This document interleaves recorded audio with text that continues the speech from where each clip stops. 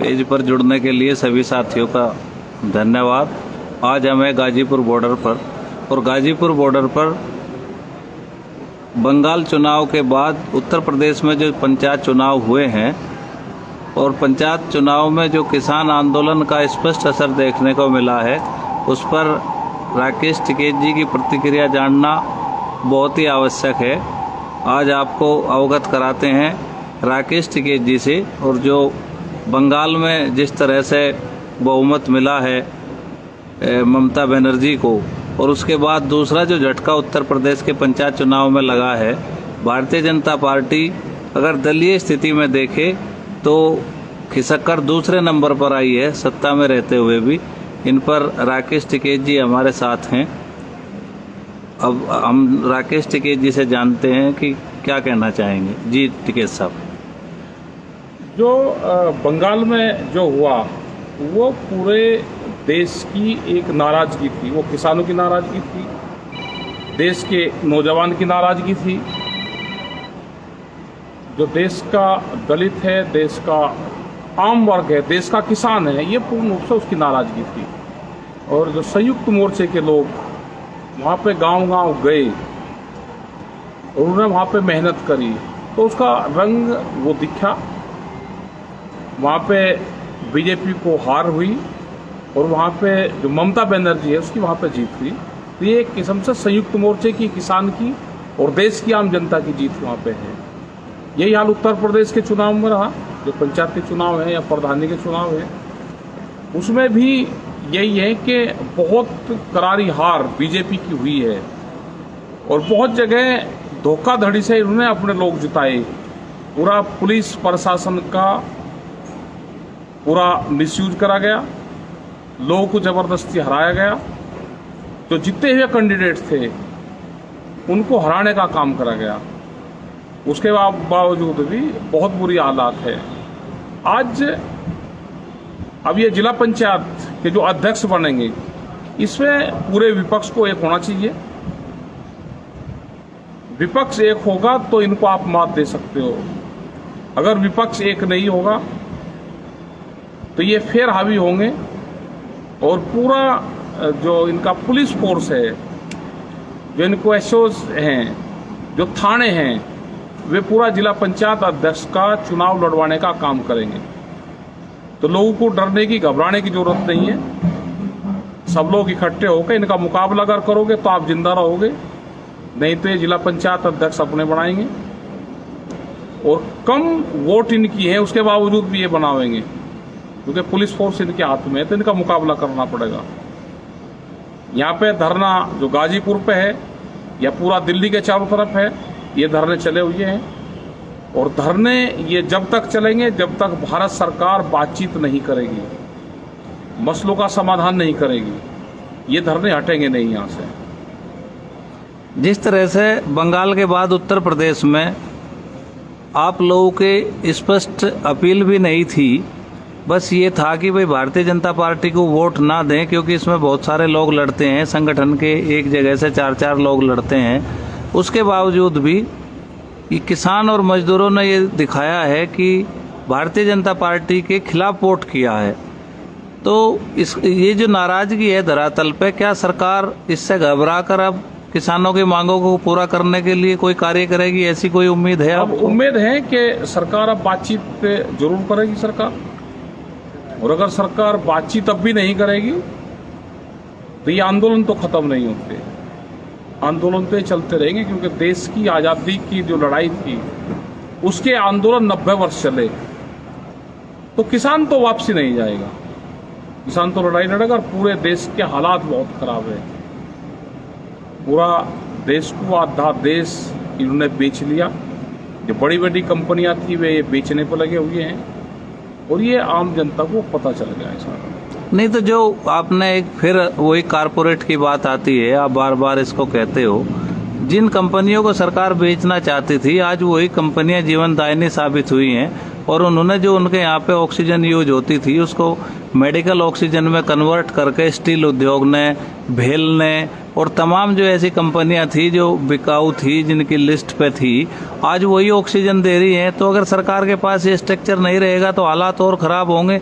और कोरोना पे आप सरकार का किस तरह से फेलियर मानते हैं? कोरोना पे तो सरकार ही नहीं, सरकार ने तो हाथ खड़े कर दिए। इनके तो जो मंत्री हैं वे हॉस्पिटलों में जाके लेट गए, अपने आप को कोविड का वो दिखा के और क्वारंटाइन हो गए, वहाँ पे हॉस्पिटल ले लिए। बहुत ये भ्रष्टाचार हॉस्पिटल में हुआ। अब तो ये प्राइवेट हॉस्पिटल में इसमें ज़्यादा ये हुआ है। क्यों नहीं करा जाते? क्यों इसके ऑक्सीजन के हॉस्पिटल अलग से बनाए जाते? जितने हमारे यूनिवर्सिटी हैं जो आज जिसमें बच्चे नहीं पढ़ रहे, वे खाली है, उनको आप ऑक्सीजन के हॉस्पिटल बना दो। वो एक प्राथमिकता है। जब यहाँ पे ऑक्सीजन बैंक की बात आप कर रहे हैं? ऑक्सीजन बैंक जो जैसे यहाँ पे गुरुद्वारा यहाँ इंदिरापुरम में गाजियाबाद में है, ये सड़क के ऊपर करीब 6000 से ज़्यादा लोगों की जान इन्होंने बचा दी अब तक।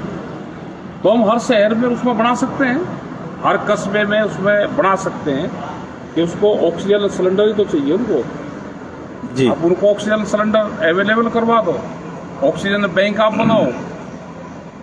जैसे श्री राम कॉलेज मुजफ्फरनगर में है, या और जितने भी इंजीनियरिंग कॉलेज है उनकी बिल्डिंग वहाँ पे है, उनके वहाँ पे बच्चों के हॉस्टल वहाँ पे है, आप उसको बना दो।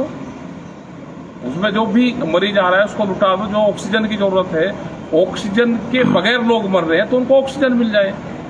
आगे किसी को हॉस्पिटल में रेफर करना है वहाँ पे कर दो, उसका कोविड सेंटर नाम दे दो, ऑक्सीजन बैंक नाम दे दो, ऑक्सीजन के हॉस्पिटल आप उनको दे दो, हल्की सी उनके मेडिसिन दे दो। तो ये दे सकते हैं, लेकिन सरकार हाथ खड़े करके और सरकार पब्लिक को बीच में छोड़ के भाग गई है। अच्छा, तो आपका इस सरकार को देखना चाहिए क्या इस तरह की सरकारें होती है। आपकी मंशा ये है कि अगर किसी को सांस नहीं आ रहा तो आते ही उसको पहले ऑक्सीजन मिल जाए, दे दो उसको। इस तरह के हॉस्पिटल बनने चाहिए, हॉस्पिटल बन जाए। उसमें कुछ नहीं करना। आप यहाँ पे दे रहे हैं, आप उससे एक सिलेंडर से, जिसे अब भी दे रहे हैं, एक सिलेंडर से 20-20 बेड को आप दे सकते हो। उसको एक सिलेंडर से 20 आदमी की जान बच सकती है। 1 घंटे में एक सिलेंडर खत्म नहीं होता। उसमें उनको दवाई की भी आप जरूरत नहीं है, वे ठीक हो जाते हैं। ऑक्सीजन लेवल बढ़ जाएगा, उनको घर भेज दो, डिस्चार्ज कर दो। अभी एक बात और सामने आई है कि जो दूसरे देशों से मदद आ रही है वो जहाज भरे हुए एयरपोर्ट पर खड़े हैं और उनमें ऑक्सीजन जनरेटर हैं और तमाम इक्विपमेंट है, किट हैं, वैक्सीन वॉल्व हैं, और केवल वो इसलिए खाली नहीं हो पा रहे कि भारत सरकार ने अब तक कोई पॉलिसी डिसाइड नहीं की है। अमेरिका ये चाहता है कि सभी राज्यों को समान रूप से चीज़ें मिलें, और वो पॉलिसी भारत सरकार से मांग रहा है, क्योंकि उसको अब लगता है कि अमेरिका को भी देश की सरकार पे विश्वास नहीं रहा। और उसका ये कहना है कि अगर आपने बिना पॉलिसी के दिया तो भाजपा शासित राज्यों की ही मदद होगी। तो उसने एक प्लान मांगा है, और पिछले 25 तारीख अप्रैल को लास्ट जहाज आया था, उसके बाद मदद नहीं पहुंच पा रही है। तो इसके बारे में आप क्या कहना चाहेंगे? मोदी सरकार क्या पूरा विश्वास खो चुकी है? नहीं, पूरा विश्वास खो चुकी है। बाहर से कुछ चीज आ रही है तो कहाँ मदद मिल रही है, कहाँ सामान जा रहा है? मतलब एक ऑक्सीजन और ऑक्सीजन किट भी नहीं बढ़ रही। जो कोविड की हल्की दवाइयाँ थी वो भी आम मरीजों तक नहीं जा रही, और बहुत इलाज लोग अपने घरों पर कर रहे हैं। उसको दवाइयाँ आप फ्री दे दो, दवाइयाँ नहीं मिल रही, इंजेक्शन नकली मिल रहे हैं। जो मॉनिटरिंग सिस्टम था वो भी पूरा फेल है, जो अधिकारी थे वे भी छुप रहे हैं। तो इस पे सरकारों को काम करना चाहिए। और जो वॉलंटियर्स का जो काम है, भारतीय किसान यूनियन के लोग और भी स्वयंसेवी संगठन है, वे काम करना चाहते हैं कि सरकार गाइडलाइंस देगी तो उस पर काम करेंगे।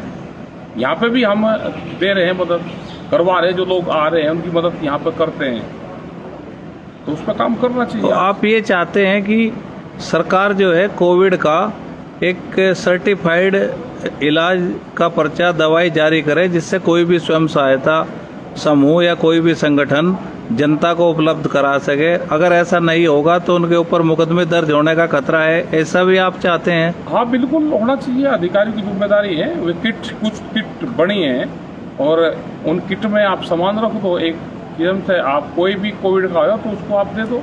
एक उसमें सैनिटाइजर दे दो, कुछ उसमें दवाइयाँ उसमें दे दो, कुछ उसमें मास्क दे दो, ये सारी चीजें दे दो। नहीं, अभी एक बात आपने कही कि बहुत सारे संगठन करना चाहते हैं, लेकिन उनको इस बात का खतरा है कि अगर किसी की डेथ होगी तो उनके ऊपर मुकदमा ना हो जाए, तो सरकार को एक सामान्य लक्षण के लिए एक पर्चा जारी करना चाहिए। एक पर्चा जारी करें, उस पर डॉक्टरों की टीम बना दो। कोई मुकदमे नहीं कर रहा। आप अगर देखोगे और डॉक्टर अगर ठीक काम करें तो कोई वो नहीं कर रहा। एक बीमारी है, इस बीमारी से सब लोग उसमें मदद करेंगे। सब लोग, आज भी तो लोग मर रहे हैं। आप जितनी हेल्प कर सकते हैं डॉक्टर, वे हेल्प करें उसमें। सरकारी अधिकारी हैं, वे हेल्प करें उसमें। अंतर्राष्ट्रीय स्तर पर देखा जाए तो जो कोविड का रिकवरी रेट है वो 99% है, यानी कि 99% लोग ठीक हो सकते हैं। तो जिस बीमारी का रिकवरी रेट 99% हो, उसको महामारी की तरह से ट्रीट किया जाना। और जितनी मौतें हो रही हैं, इसका मतलब ये है कि देश में कोई व्यवस्था ही नहीं थी, इसलिए लोग मर रहे हैं। व्यवस्था नहीं है, व्यवस्था नहीं, इसीलिए ज़्यादा डेथ हो रही है। और ज़्यादातर लोग ऑक्सीजन नहीं है, उससे लोगों की डेथ हो रही है। और आज भी उद्योगों पर बहुत ऑक्सीजन जा रही है। अब तो बंद करके उद्योगों की बंद करके और ऑक्सीजन वैसे देनी चाहिए। जी धन्यवाद। हमारे साथ थे राकेश टिकेत जी। और आज कोरोना बंगाल और उत्तर प्रदेश के पंचायत चुनाव पर जो बेबाकी से बात रखी है, आपसे आग्रह है कि इसको आगे तक पहुंचाएं। और जो देश में एक संकट है, उस संकट में आप सब लोग जो है साथ दें। और आप भारतीय किसान यूनियन के लोगों से क्या अपील करते हैं जी? भारतीय किसान यूनियन के लोग ये हैं कि अपने खेत को देखें, अपने धरनों को देखें, और जो लोग आज बीमारी के उनकी मदद करें। और क्या क्या उनको दवाई है, वो दवाई अवेलेबल उनको जरूर करवाएं। इसमें दान पुण्य भी करें। गरीब आदमी बीमार हो रहा है, उसके पास में पैसा नहीं है, तो उसकी भी मदद करें। आज ये ना करें कि मेरे पास में पैसा है, पड़ोसी का नहीं है। आज ये समझेगा अगर पड़ोसी बीमार है तो कल मैं भी होऊंगा, तो पड़ोसी का ठीक होना जरूरी है। अगर पड़ोसी बीमार होगा तो वो बीमारी मेरे घर पे भी आएगी। तो हम पड़ोसी को ठीक करें, अपने पैसे से ठीक करें, उसकी मदद करें हर संभव।